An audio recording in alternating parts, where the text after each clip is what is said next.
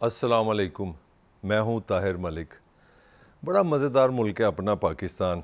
कोई ना कोई मार्केट में मज़ेदार ख़बरें आती रहती हैं और हर रोज़ हमें लगता है कि बस एक ज़लज़ला आ गया, तूफ़ान आ गया। बाद में पता चलता है कि पता नहीं वो किधर गया ज़लज़ला तूफ़ान। आजकल जो मार्केट में ख़बर है वो ये है कि कल से गर्दिश कर रही है कि खान साहब जो हैं, इमरान खान साहब PTA के चेयरमैन, वो जी नाअहल होने जा रहे हैं।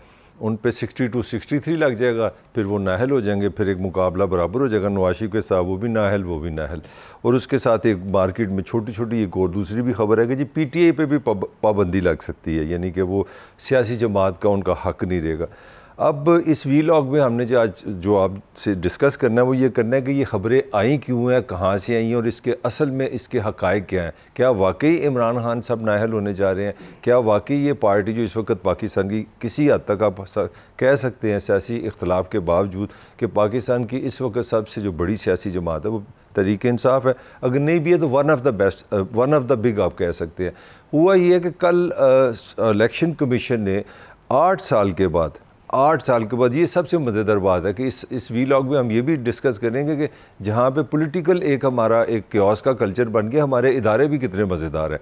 8 साल के बाद 190 समात के बाद एक फ़ैसला किया कल कि जनाब ये जो फ़ॉरेन फंडिंग केस था इमरान खान का PTA का, हमने मुकम्मल कर लिया। 8 साल हमें सिर्फ लगे हैं ये समझते कि इन्होंने बाहर से पैसे लिए हैं कि नहीं लिए, हमने समझ लिया, मगर अभी हम फ़ैसला नहीं करेंगे। फ़ैसला उन्होंने एक फ्रिज निकाली है, उसमें बहुत ज़्यादा बर्फ़ है, उसके अंदर रख दी कि फ़ैसला महफूज रहे ताकि ख़राब ना, उसमें बदबू ना आए।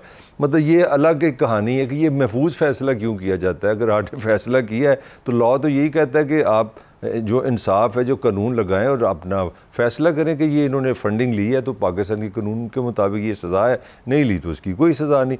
मगर ये फ़ैसला महफूज है, ये हम महफूज गैर महफूज इस पर भी थोड़ी सी बात करेंगे। मगर असल आते हैं जो असल इशू है कि खान साहब किस तरह नाअहल होंगे। इस केस की थोड़ी सी बैकग्राउंड जानना ज़रूरी है कि अकबर एस बाबर ये तहरीक-ए-इंसाफ के ही एक बुनियादी जो बानी रुकन है, उन्होंने ये इस अपनी पार्टी के ख़िलाफ़ गए हैं कि हमारी पार्टी ने फ़ॉरेन फंडिंग ली है, गैर मुल्की फ़ंडिंग ली है। और ये जो लॉ भी है इसके तहत ये दूसरी पार्टी का बंदा नहीं जा सकता, ये अपनी पार्टी का ही बंदा जाता है, किसी भी पार्टी के ख़िलाफ़ नहीं अब जा सकते।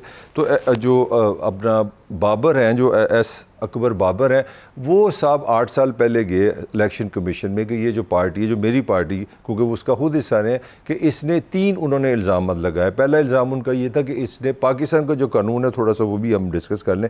पाकिस्तान के कानून में और बात लॉजिकल भी है कि इस मुल्क की सियासी जमातों को अगर गैर मुल्की शहरी या गैर मुल्की कंपनियाँ पैसे देंगी तो इसका मतलब है फ़ौरन एजेंडा आ जाएगा। तो ये आप तो नहीं ना, ये तो मुल्क जिनका है उन लोगों ने रूल करना है ना। तो इसलिए ये कानून बनाया गया कि कोई सियासी जमात ना गैर मुल्की शहरी से पैसे लेगी, ना गैर मुल्की कंपनी से पैसे लेगी, वो गैर कानूनी होगी। तो उन्होंने जो पहला केस किया उससे 3 उसके नकात है कि अपना आपने तहरीक-ए-इंसाफ ने, और उन्होंने अपने तौर से अपनी पॉइंट ऑफ व्यू से हक़ाइक़ भी दिए, उन्होंने सबूत दिए, उन्होंने शवाहद दिए, जिससे ये पता लगा कि इवन उसमें कुछ कंपनीज़ हैं, उसमें ऑफशोर्स कंपनी भी हैं, जिसमें से एक कंपनी जिसने $2.1 मिलियन दिए हुए हैं, एक कोई दुबई की कंपनी है जिसने $1.1 मिलियन दिया है। तो तकरीबन मैं थोड़ा सा डाटा भी देख रहा था कि पार्टी खुद मानती है कि 2012-2013 में 1 अरब 5 करोड़ रुपए की फंडिंग तहरीक-ए-इंसाफ को मिली। ये मैं फ़ॉरेन फंडिंग की बात नहीं कर रहा, टोटल फंडिंग की बात कर रहा हूँ। तो उनका इल्ज़ाम ये था कि जनाब ये जो है ना गैर मुल्की फ़ंडिंग लेती है पार्टी, तो इसका मतलब है इसको सज़ा दी जाए, इसने कानून तोड़ा। अब इसका जो जवाब है, ये 8 साल से ये कमीशन ने फिर एक कमेटी बना दी, स्क्रूटनी कमेटी। उस कमेटी ने जो 1 महीने में फ़ैसला करना था, वो 4 साल ये बहस देखती रही, सुनती रही दोनों तरफ से। और इस मज़ेदार बात यह है कि उस कमेटी ने एक तीसरी चीज़ इसमें पैदा कर दी। उन्होंने स्टेट बैंक को ये लिख दिया कि आप हमें बताएं कि इस पार्टी के कहाँ कहाँ पे बैंक अकाउंट्स हैं। तो उसमें जो एक तीसरा पॉइंट निकला है वो ये निकला है कि कोई भी पार्टी का जो सरबराह होता है वो एक सर्टिफिकेट देता है कि मेरी पार्टी में इतने फ़ंड्स आए, इतने हमारे पास पैसे हैं, हमने गैर मुल्की फ़ंडिंग नहीं ली। क्योंकि इस पार्टी के चेयरमैन इमरान खान है और इमरान खान के साइन थे उसके ऊपर, उस पे उस कमेटी ने ये स्टेट बैंक का जवाब आया कि इसमें इस पार्टी के 11 ऐसे अकाउंट्स हैं जिसका पीटीआई ने बताया नहीं है। यानी कि इमरान खान पे बज़ाहिर एक चीज़ ये गलत साबित होगी कि उन्होंने ये नहीं बताया, अपने 11 जो अकाउंट्स हैं उनको खुफिया रखा है। तो ये 3 चीज़ें शुरू हो गई। कमेटी ने कहा जी कि स्टेट बैंक के मुताबिक आपके 23 या 24 अकाउंट्स हैं, आपने हमें कम बताया, 11 आपने छुपा ली हैं, तो वहाँ से तो फ़ॉरेन फंडिंग आई होगी। तो इस तरह इमरान खान पे लग गई 62 63। जो मैं मार्केट की बात कर रहा हूँ, तो मार्केट ने इसकी इंटरप्रटेशन ये शुरू कर दी। और आपको पता ही है हमारी मार्केट से क्या मुराद है। यहाँ तो आप पीपल्स पार्टी के आशिक हैं, या नून के आशिक हैं, या इमरान खान के आशिक हैं, दरमियान में कोई चीज़ नहीं, सैनिटी नहीं, एनालिसिस कोई नहीं है। यहाँ दुश्मन या दोस्त, या इंडिया या पाकिस्तान, या हुसैन या यजीद, दरमियानी राह है ही कोई नहीं, एनालिसिस ही कोई नहीं। तो जनाब एक मार्केट में बात होगी, देखें जी बात होगी क्लियर। स्टेट बैंक ने बता दिया कि ये इतने अकाउंट्स थे, इमरान खान ने क्योंकि सर्टिफिकेट दिया है लिहाजा उन्होंने सच नहीं बोला। सच नहीं बोला तो इसका मतलब है 62 63 लग गई, और हमारे कलेजे में ठंड पड़ गई। जो नवाज शरीफ पे केस हुआ था इस पर भी हो गया, क्योंकि आप सादुकुल अमीन नहीं रहे, आपने सच नहीं बोला, आपने हुकूमती इदारे को सच नहीं बताया कि हमारे 11 अकाउंट्स आपने छुपा लिए, लिहाजा आप हो जाएंगे नाहल। तो ये एक मार्केट में ये थेरी है जो मैं आपको बता रहा हूँ। इसके जवाब में जो पीटीआई का इस पर जवाब है, उनका जवाब ये है, वैसे तो उन्होंने पहले माना नहीं है, मार्च में जाके उन्होंने ये तस्लीम किया कि हाँ ठीक है ये 11 अकाउंट्स हैं, मगर ये 11 अकाउंट्स अफराद के हैं, ये पीटीआई के नहीं है, ये ऑफिशियल नहीं है। उसमें उन्होंने अपने नाम बताया, असद कैसर हैं जो साबिक स्पीकर रहे हैं, इसी तरह इमरान इस्माइल हैं, इसी तरह शाह जमान है। तो उन्होंने कहा ये लोग थे, ये पार्टी के बड़े अहम लोग थे, तो इनके अकाउंट्स से इनके साइन चलते थे, वो ऑफिशियल नहीं है। तो इन्हें वे पहले उन्होंने ये पार्टी ने मान लिया कि इसको अब बद इंतज़ामी कह सकते हैं, या आप कह सकते हैं अच्छी ऑर्गेनाइजेशन नहीं है। तो उन्होंने कहा ये इनके नाम से चलते थे, तो ये उनका डिफेंस है। अब जो खान साहब की बात है वही बात है 62 63 वाली, कि इतनी बड़ी पार्टी अब कहाँ पे जहाँ मर्जी अकाउंट्स खोल लें। अगर लाहौर पीटीआई का एक दफ्तर है, वो कहते हैं जाके जी हम अकाउंट खुलाने लगे हैं। मैं उनका आर्गूमेंट दे रहा हूँ, पीटीआई का आर्गूमेंट दे रहा हूँ। तो आप हर चीज़ तो चेयरमैन को नहीं ना पता चलती। तो ये एक इस तरह मार्केट में अब ये पॉइंट बहस हो रही है कि इमरान खान नाहल भी हो सकते हैं, और इमरान खान के साथ उनकी पार्टी भी हमेशा के लिए उस पर पाबंदी लग सकती है। अब ये फ़ैसला महफूज है, फ़ैसला क्या होगा ये किसी को नहीं पता, ये तो इलेक्शन कमीशन ही बताएगा। मगर मैंने ख़ुद जो इलेक्शन कमीशन के साबिक एक सेक्रेटरी हैं उनसे बात की, उन्होंने कहा कि नहीं इस तरह नहीं हो सकता, आप इस बुनियाद पे पार्टी ख़त्म नहीं कर सकते।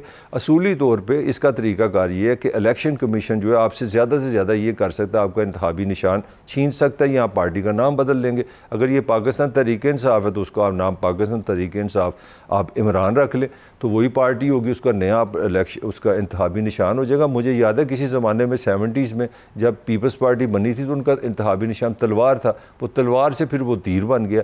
इसी तरह एक ज़माने में नवाज शरीफ का जो अपना निशान था वो साइकिल थी, वो साइकिल से शेर बन गया।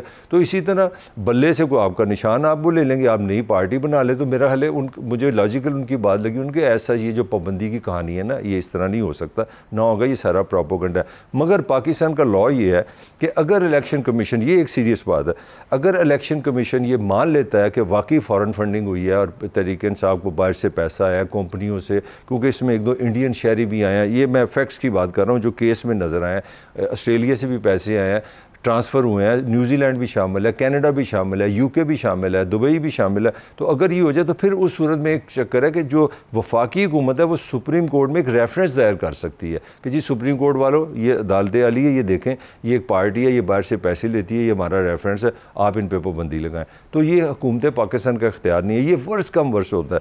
तो इस पर जो कंक्लूजन है, जो मैंने एक न्यूट्रल कोशिश की है समझने की कि वाकई वो इमरान खान नाहल हो जाएंगे और पार्टी पे पाबंदी लग जाएगी, और वो जो मैंने आपको एक्सट्रीम बताया, जो मुझे सेंसिबल लोग मिले हैं, जो समझदार मिले हैं, पहले तो उन्होंने कहा भाई ये तो फैसला इलेक्शन कमीशन ने करना है, अब वो फैसला कल ही उन्होंने महफूज कर लिया, वो कल बताएंगे, परसों बताएंगे, साल को बताएंगे, ये उनकी मर्ज़ी है। मगर उनका कहना है कि मैक्सिमम ये हो सकता है कि अगर आप देख लें कि आप ये कह सकते हैं कि इन्होंने बद इंतज़ामी की बिना पे या अच्छी ऑर्गेनाइजेशन ना होने की बिना पे आपने पैसे ले लिए, आपने पाकिस्तान के कानून को उसकी रिस्पेक्ट नहीं की, तो ठीक है, ये जो आपका पैसा है ये बहक़ सरकार ज़ब्त हो जाएगा। जितने भी पैसे आप हुकूमत पाकिस्तान की रियासत ने रियासत को वापस कर दें, क्योंकि आपने गलत पैसा लिया।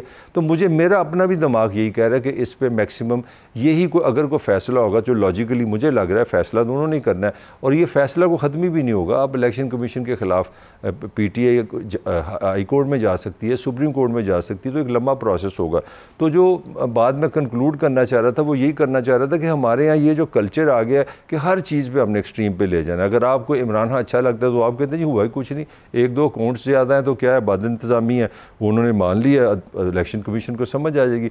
और दूसरा जो एक्सट्रीम है वो वही है कि बस हाँ गया, नाहल हो गया, पार्टी ख़त्म होगी। तो मेरा ख्याल है यहाँ पे एक चीज़ साबित होगी कि हमारे यहाँ जो हमारा जो सियासी रवैया है उसमें एक्सट्रीमिज़म बहुत ज़्यादा आ गया। अब मैं 1-2 मिनट इस पर भी बात करना चाहता हूँ। हमारे इदारों का जो कमाल है कि जो मुझे मेरी समझ से बाहर है कि 8 साल एक इदारा जो टैक्स पेयर से चलता है, मेरी जेब से चलता है, वो 8 साल में केस ही नहीं मैं बता सका कि जनाब इन्होंने फॉरेन फंडिंग ली है कि नहीं ली। 8 साल उनको लगे, 8 साल के बाद भी उन्होंने फैसला महफूज कर लिया। भाई ऐसी कौन सी उसके अंदर एटम बम है, ऐसी कौन सी उसके अंदर टेक्नोलॉजी है कि वो अनाउंस करेंगे आज बता देंगे तो कोई बम चल जाएगा। या फिर वही पाकिस्तान जिंदाबाद नज़रिया ज़रूरत कि आपने ये फ़ैसला कर लिया है, मगर आप फ़ैसला अनाउंस तब करेंगे जब आप उससे कोई ख़ास फ़ायदा उठाना चाहते हैं। ये इसकी एक इंटरप्रिटेशन हो सकती है। मेरा ख्याल है ये नहीं कि मैं कोई ऐसी खबर आपको दे रहा हूँ, मेरा मतलब ये है कि अगर आज कल इलेक्शन कमीशन ने ये काम किया था तो उनका काम था कि वो कल ही इसका फ़ैसला सुना देते कि ये फ़ैसला होगा। अब फ़ैसला महफूज है, अब आने वाला वक्त हमें बताएगा कि ये महफूज फ़ैसला किस लिए किया गया है।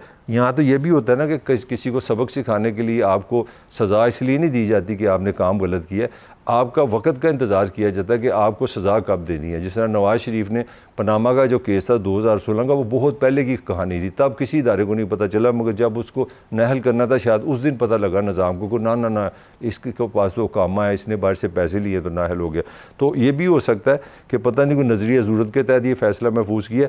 और चौथी चीज़ जो है वो खान साहब के बारे में भी मैं कहना चाह रहा हूँ, उनकी भी जो मुस्तकिल मजाजी है वो भी उनमें नज़र आती है कि जब ये राजा सिकंदर साहब इलेक्शन कमीशन ये जो कमिश्नर बने थे तो उन्होंने वाना में, मुझे याद है किसी ने इनसे पूछा था कि आपने इलेक्शन जो कमिश्नर बने उन पे क्या कहते हैं। खान साहब ने बड़ी खुशी का इज़हार किया, उन्होंने कहा ये मेरी अपॉइंटमेंट है, हमने खुद लगाया और बड़ा कॉम्पिटेंट बड़ा ईमानदार आदमी है।